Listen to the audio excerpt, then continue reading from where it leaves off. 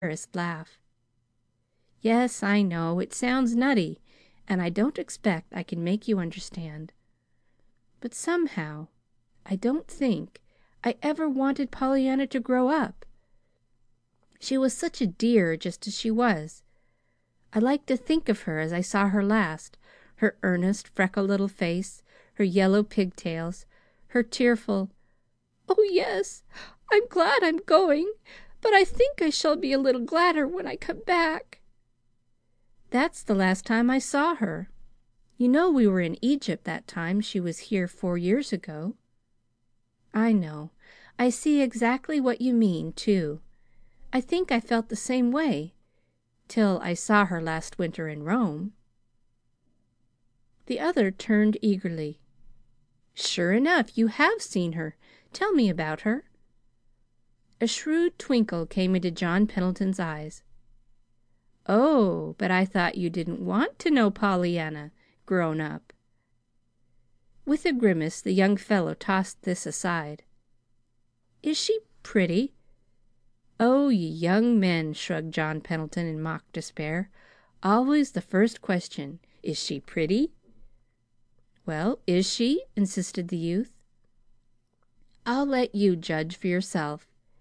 If you, on second thoughts, though, I believe I won't. You might be too disappointed.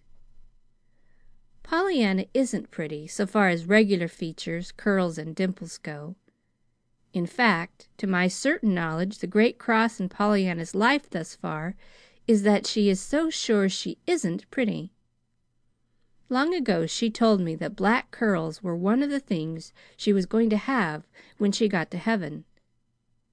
And last year in Rome she said something else. It wasn't much, perhaps, so far as words went, but I detected the longing beneath.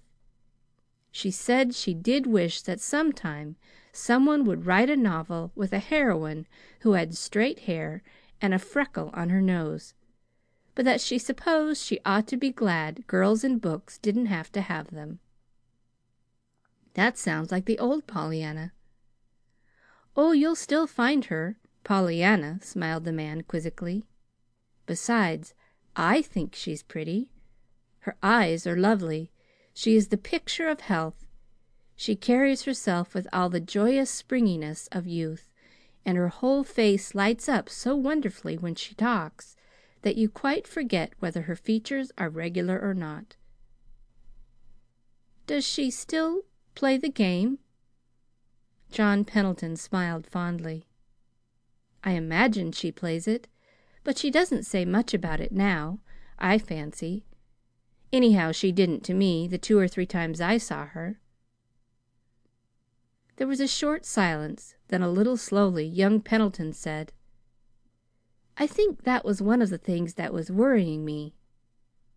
That game has been so much to so many people. It has meant so much everywhere, all through the town. I couldn't bear to think of her giving it up and not playing it. At the same time, I couldn't fancy a grown-up Pollyanna perpetually admonishing people to be glad for something. Some way, well, as I said, I just didn't want Pollyanna to grow up anyhow. Well, I wouldn't worry, shrugged the elder man, with a peculiar smile.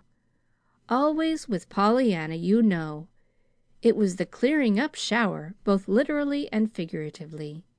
And I think you'll find she lives up to the same principle now, though perhaps not quite in the same way. Poor child, I fear she'll need some kind of game to make existence endurable, for a while at least. Do you mean because Mrs. Chilton has lost her money? Are they so very poor, then? I suspect they are.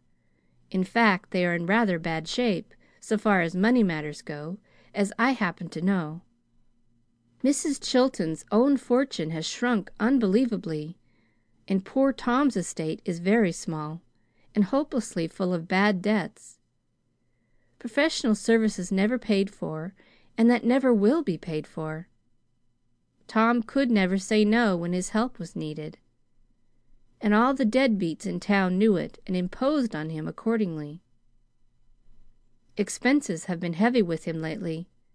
Besides, he expected great things when he should have completed this special work in Germany. Naturally, he supposed his wife and Pollyanna were more than amply provided for through the Harrington estate, so he had no worry in that direction. I see.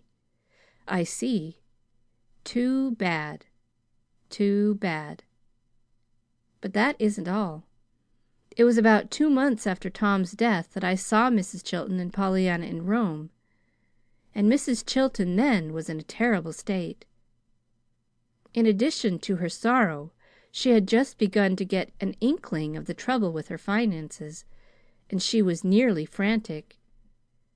She refused to come home. She declared she never wanted to see Beldingsville or anybody in it again. You see, she has always been a peculiarly proud woman, and it was all affecting her in a rather curious way. Pollyanna said that her aunt seemed possessed with the idea that Beldingsville had not approved of her marrying Dr. Chilton in the first place, at her age, and now that he was dead, she felt they were utterly out of sympathy in any grief that she might show. She resented keenly, too, the fact that they must now know that she was poor as well as widowed. In short, she had worked herself into an utterly morbid, wretched state, as unreasonable as it was terrible. Poor little Pollyanna! It was a marvel to me how she stood it. All in all, if Mrs. Chilton kept it up, and continues to keep it up, that child will be a wreck. That's why I said Pollyanna would need some kind of a game if ever anybody did. The pity of it! To think of that happening to Pollyanna!" exclaimed the young man, in a voice that was not quite steady. "Yes, and you can see all is not right by the way they are coming today, so quietly, with not a word to anybody. That was Polly Chilton's doings, I'll warrant. She didn't want to be met by anybody. I understand she wrote to no one but her old Tom's wife, Mrs. Durgin, who had the keys. Yes, so Nancy told me, good old soul. She's got the whole house open, and has contrived somehow to make it look as if it wasn't a tomb of dead hopes and lost pleasures. Of course the grounds look fairly well, for old Tom has kept them up after a fashion, but it made my heart ache, the whole thing." There was a long silence. Then curtly John Pendleton suggested, "They ought to be met. They will be met. Are you going to the station?" "I am."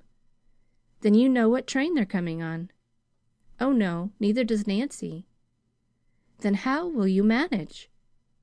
"I'm going to begin in the morning and go to every train till they come," laughed the young man, a bit grimly.